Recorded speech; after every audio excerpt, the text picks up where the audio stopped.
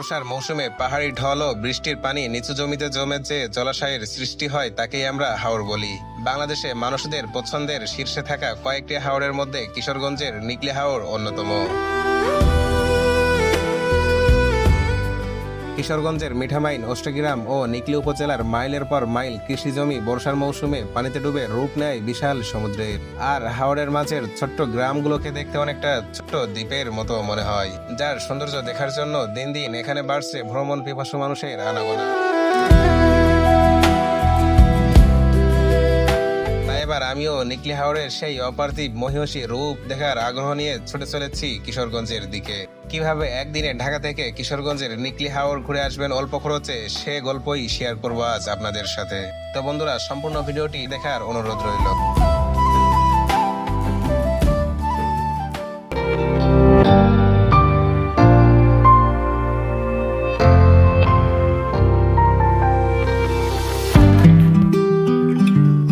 সকালেই ভ্রমণের প্রয়োজনীয় জিনিসপত্র গুছিয়ে নিয়ে বেরিয়ে পড়লাম ঢাকার গোলাপবাগ বাস টার্মিনালের উদ্দেশ্যে।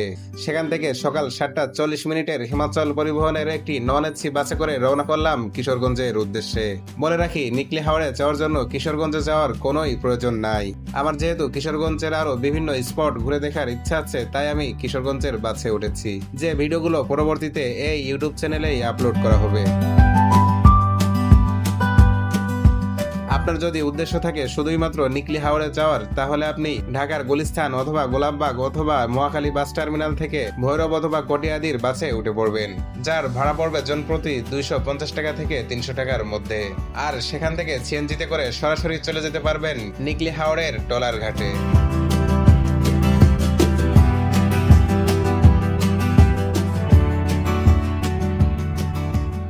বন্ধুরা, এখন আমি আছি কিশোরগঞ্জের সেই বিখ্যাত পাগলা মসজিদের সামনের নরসন্দা নদীর পাড়ে। তো এখান থেকে আমি সরাসরি চলে যাব নিকলি হাওরের সিএনজি স্ট্যান্ডে। তো আপনিও যখন কিশোরগঞ্জে আসবেন, এখান থেকে যে কোনো অটোওয়ালাকে যদি বলেন আমি নিকলি হাওরের সিএনজি স্ট্যান্ডে যাব, তাহলে আপনাকে নিয়ে যাবে সেখানে।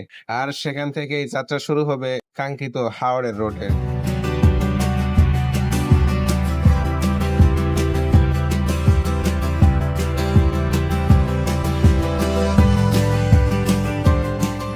কিশোরগঞ্জ জেলা শহর থেকে সিএনজিতে করে রওনা হয়ে গেলাম নিকলি হাওরের উদ্দেশ্যে, যেখানে পৌঁছাতে আমার সময় লাগবে প্রায় ঘন্টাখানিকের মতো। আর এখানকার ভাড়া ছিল মাত্র 80 টাকা।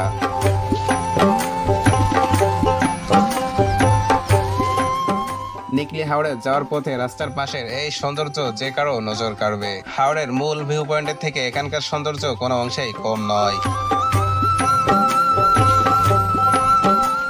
এই হাওর অঞ্চলের মানুষের প্রতিনিয়তই পানির সাথে সংগ্রাম করে বেঁচে থাকতে হয়, যার কারণে এই অঞ্চলের মানুষের বাড়িঘর, রাস্তাঘাট, ব্রিজ, কালভার্ট সবকিছুই নির্মাণ করা হয় অনেক উঁচু করে।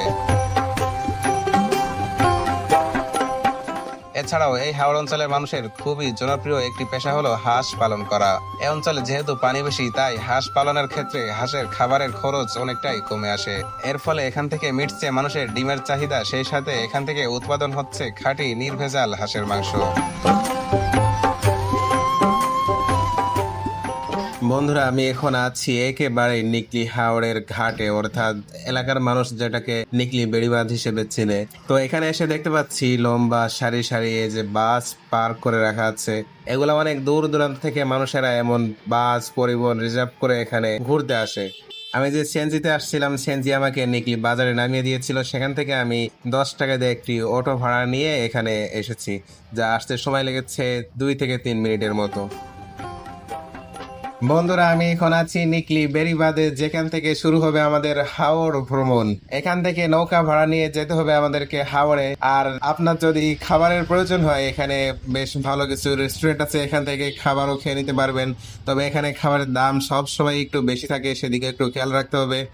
তো বন্ধুরা, এখানে সব থেকে বড় যে সমস্যাটা হয় সেটা হলো নৌকা ভাড়া করা। কারণ এখানে আপনি যদি একা আসেন, একটা নৌকা ভাড়া সর্বনিম্ন হলেও 600-700 টাকার নিচে পাওয়া যায় না। সেক্ষেত্রে এটা অনেক বড় একটা সমস্যা হয়ে দাঁড়াবে। যেমন আমি একা এসে এখানে বেশ সমস্যা হয়েছে এটা। তবে একটু বুদ্ধি খাটিয়ে নৌকা ভাড়া করলে এখানে অবশ্যই অনেক কমে পাওয়া যায়, যেটা আমি পেয়েছি মাত্র 200 টাকায়। তো কিভাবে নৌকা ভাড়া করলাম সেটা বলবো হাওরে ভাসতে ভাসতে। তো চলুন বন্ধুরা, ভেসে যাওয়া যাক হাওরের বুকে।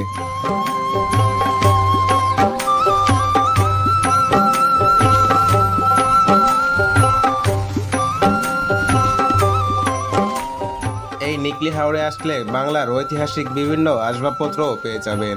এখানকার কুমারেরা তাদের হাতের নিপুণ দক্ষতায় মাটি দিয়ে ঘর সাজানোর বিভিন্ন আসবাবপত্র তৈরি করেছে, যা দেখতে খুবই চমৎকার। এছাড়াও বাচ্চাদের খেলাধুলার জন্য বিভিন্ন রকম সামগ্রীও এখানে পেয়ে যাবেন।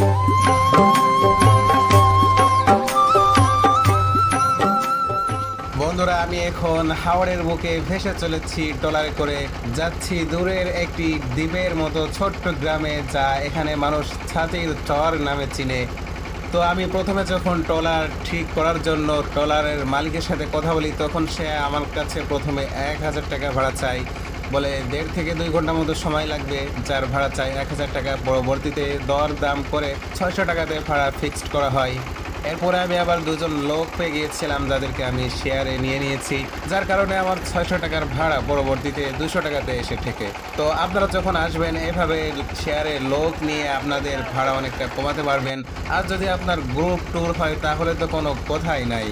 তো বন্ধুরা, আমি এখন ট্রলারে ভেসে চলে যাচ্ছি দূরের সে ছাতির চরে, যার অনুভূতি ভাষায় প্রকাশ করার নয়।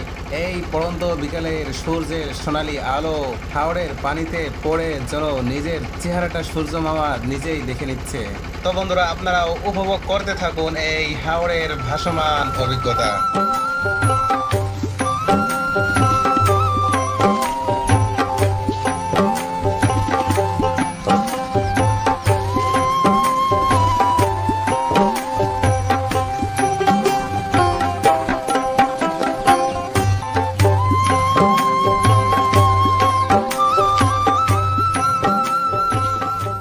বন্ধুরা, আমি এখন চলে এসেছি সেই ছাতির চরে, যা এই হাওরের মাঝে ভাসমান একটি ছোট্ট দ্বীপের মতো গ্রাম, যা দেখার জন্য এখানে শুধু আমিই না, আরো অনেক পর্যটক এসেছে। মনে হচ্ছে যেন পর্যটকদের বড় বড় বোট গুলা এই গ্রামটাকে চারিদিক থেকে ঘিরে রেখেছে। যেহেতু এটা একটা পর্যটন এলাকা, তাই খুব সম্ভবত এই গ্রামের ভিতরে আমাকে ঢুকতে দিবে না। তারপরও আমি চেষ্টা করবো যতটুকু সামনে যাওয়া যায় এবং আপনাদেরকেও দেখাবো।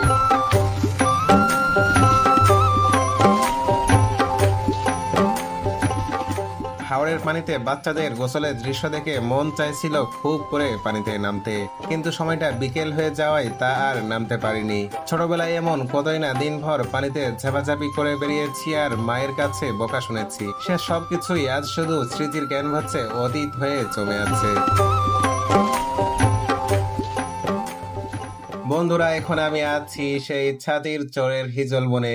জায়গাটাকে দেখে মনে হচ্ছে যেন আমি সুন্দরবনের কোনো নদীতে আছি। এটাকে ঠিক মিনি সুন্দরবন বলা চলে। তো গ্রামের মানুষের সিকিউরিটির জন্য এখানে গ্রামের ভিতরে বাইরের মানুষদের প্রবেশ নিষেধ, এটাই স্বাভাবিক। আর যেহেতু গ্রামের ভিতরে যেতে পারবো না, তাই এখানে খুব বেশি সময় নষ্ট না করে বেলাও যেহেতু কমে এসেছে, তাই আমি ফিরে যাচ্ছি ঘাটের দিকে। বন্ধুরা, আমি এখন ছাতির চর থেকে একটি দুর্ঘটনা ঘটিয়ে ফিরে যাচ্ছি। সেটা হলো, ছাতির চর থেকে আমি যখন আমার ড্রোনটা উড়াই, তখন আমার ড্রোনের রিমোটের ব্যাটারির চার্জ একেবারেই শেষ হয়ে গিয়েছিল, আমি যা খেয়াল করিনি। তো ড্রোন উড়ানোর সাথে সাথে রিমোটটা বন্ধ হয়ে যায়। আর আমি যেহেতু ড্রোন উড়াইছিলাম একটা নৌকার উপর থেকে, তো ততক্ষণে নৌকাটাও জায়গা থেকে সরে গেছে, আর ড্রোনের নিয়ম অনুযায়ী সে তার যেখান থেকে উঠানো হয়েছিল সেখানে ল্যান্ড করছে, যার ফলে ড্রোনটা পানিতে পড়ে যায়। এটা একটা ড্রোন প্রেমীর জন্য খুবই দুঃখজনক ব্যাপার। তো বন্ধুরা, এখানে আসার মোট কত টাকা খরচ হলো সেই হিসাবটা এবার একটু দেখে নেওয়া যাক।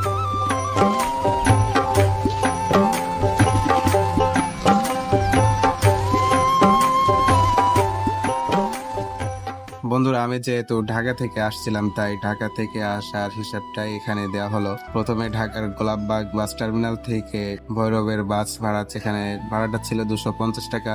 আর ভৈরব থেকে নিকলির সিএনজি ভাড়া ছিল 120 টাকা। আর নিকলি থেকে হাওড়ের ঘাট পর্যন্ত ভাড়া ছিল 10 টাকা। এই মোট 380 টাকা। এবং আপনি যখন ফিরে যাবেন তখন এই 380 টাকাই আবার লাগবে।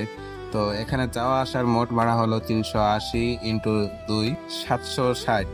আর এখানে ট্রলার ভাড়া ছিল 200 টাকা, 760 প্লাস 200, মোট 960 টাকা। এই 960 টাকায় আপনি ঢাকা থেকে এসে নিকলি হাওর ঘুরে আবার চলে যেতে পারবেন। আর খাওয়া দাওয়া অন্যান্য খরচ সেটা তো আপনার নিজের ভেতরে।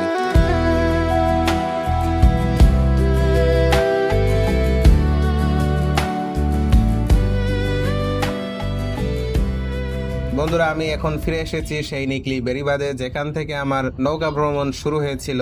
আর এতক্ষণে সন্ধ্যাও লেগে গেছে, তো এখন ফেরার পালা। আজকের মতো এখানেই বিদায় নিচ্ছি, দেখা হচ্ছে পরবর্তী কোনো ভিডিওতে ইনশাল্লাহ।